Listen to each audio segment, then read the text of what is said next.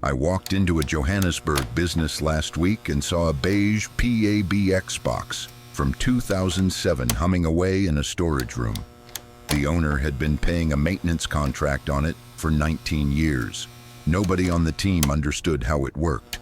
2 extensions had been broken for 6 months. This is not unusual, it is the default. Here is the 2026 reality for on-premise PBX. Maintenance is increasingly expensive and increasingly scarce. Fewer technicians train on legacy gear.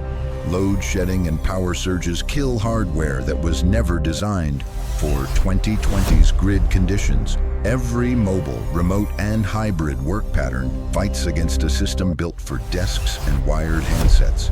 Integrations with CRMs, WhatsApp Business, and AI voice agents require a cloud platform to plug into. Cloud PBX, hosted, managed, multi-tenant, solves all 4 in one move. No hardware to maintain.